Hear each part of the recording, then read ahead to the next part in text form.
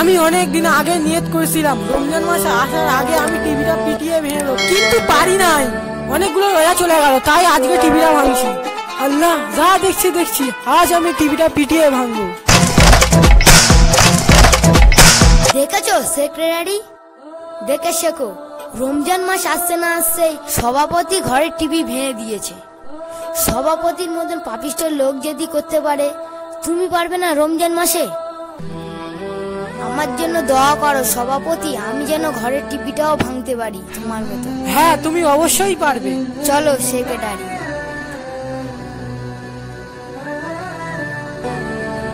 আমাদের পাড়ায় যদি বা সবাই এরকম দিনদার হতে থাকে, তাহলে আমাদের পাড়াটা পুরো পরিবর্তন হয়ে যাবে। হ্যাঁ, ঠিক কথা বলেছেন আপনি।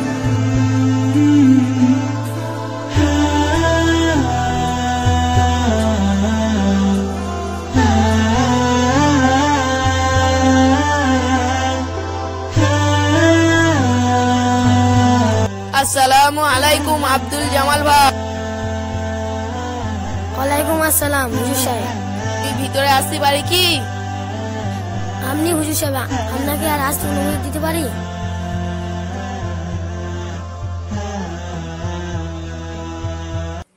তা হুজুর সাহেব আপনি এলেন কেন? আমাকে ডেকে পাঠালে আমি যেতাম। আমাদের লোকের দাঁড়ে দাঁড়ে আসাই কাজ। রোজা চলে আসলো, মসজিদে লোক ভর্তি হয়ে গেল, আপনাকে মসজিদে দেখতে পাচ্ছি না, এ কি ব্যাপার? আপনি তো জানেন রমজান মাসে একটি আমল করলে 70টি আমলের সওয়াব পাওয়া যায়। তা আপনি এমন করছেন কেন? আমাদের মালিক সাথে যায় না, আমরা কিভাবে যাব? আপনাদের মালিকের নাম কি? আপনি চেনেন, আমাদের মেম্বার সাহেব। মেম্বার সাহেব 5 ওয়াক্ত নামাজ পড়েন, জামাত চিল্লা করেন, মসজিদে সব কাজ করেন, উনি কত ভালো মানুষ, তা আপনাদের এমন ভাবে খাটাচ্ছেন? কি বলি বলুন তো হুজুর সাহেব, মানুষ জেনে শুনে যদি করে, আমার তো কিছু করার নেই। ঠিক আছে, আমি মেম্বার সাহেবের সাথে কথা বলে দেখছি কি করা যায়। ঠিক আছে, আপনি আসুন, সবাই বুঝে আমাদের বাড়িতে একবার দেখা করে যাবে। আসছি তাহলে। আসসালামু আলাইকুম। ওয়ালাইকুম আসসালাম।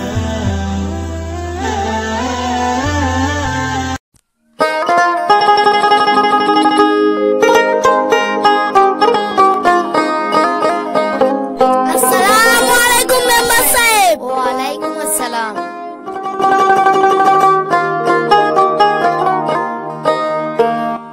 আসসালামু আলাইকুম মেম্বার সাহেব। ওয়ালাইকুম আসসালাম। তা মেম্বার সাহেব কোথায় যাচ্ছেন? ওই কটা বাগানে কাজ চলছে, তাই দেখতে যাচ্ছি। এত রোদে এই রোজার সময় সবাইকে কাজ করাচ্ছেন?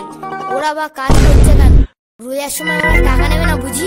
হলেও এই রোজার সময় ওদেরকে একটু ছাড় দিতে পারছি। তুমি অত টাকার মায়া বুঝবে না বাবু, তুমি এখান থেকে যাও যাও।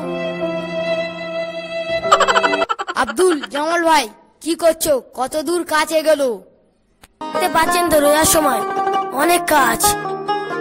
মালিক আজকে ছেড়ে দেওয়া যেত না, কালকে পুষিয়ে দেবো। কোনো ছাড়াছাড়ি চলবে না, সব সময় কাজে ফাঁকি দেয়া। কালকে রোজা করবেন তো কাজে আসতে হবে না। না মালিক, কাজ করছি।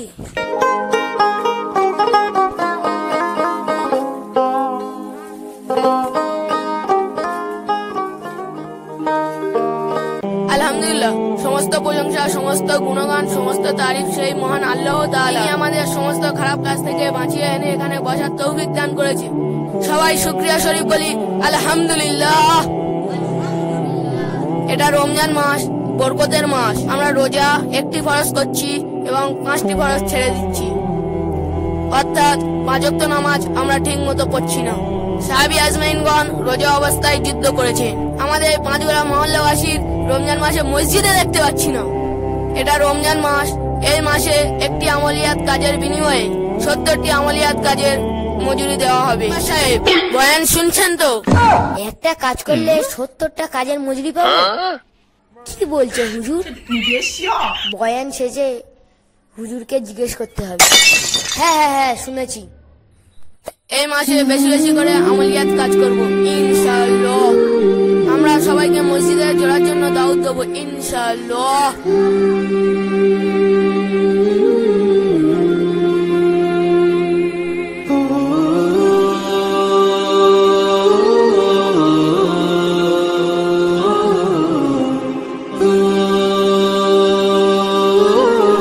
মেম্বার সাহেব কিছু বলবেন?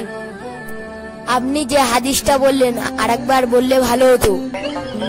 মেম্বার সাহেব তার মজুরিদের বেশি বেশি করে খাটাই তো, মেম্বার সাহেবের বলতে হবে ভালো। যে ব্যক্তি রমজান মাসে একটি আমলিয়াত কাজ করবে তার জন্য 70টি আমলিয়াত কাজের মজুরি দেওয়া হবে। ঠিক আছে, এটা আমার জানা ছিল না। রমজান মাসে একটি কাজ করলে 70টা কাজের মজুরি পাওয়া যায়, তাইলে আমি কাজ করে দেখি।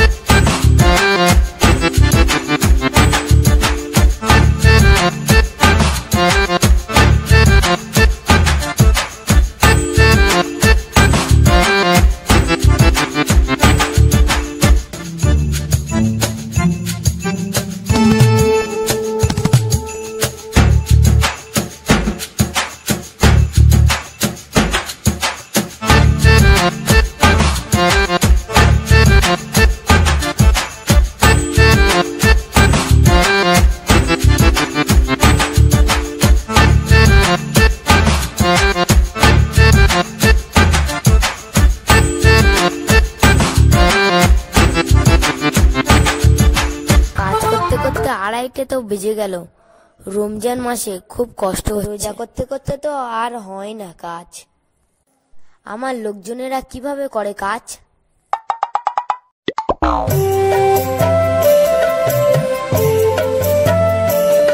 আজকে কি মজা, একটা বাগানে কাজ করেছি মানে 70টা বাগানে মজুরি পাবো।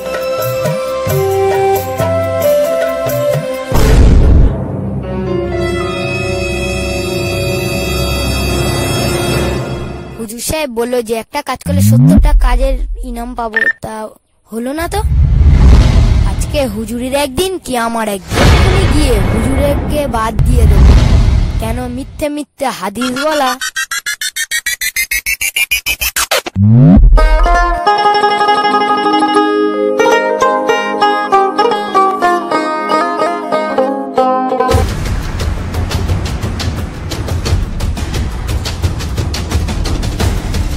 হুজুরের 12টা বাজিয়ে ছাড়ব।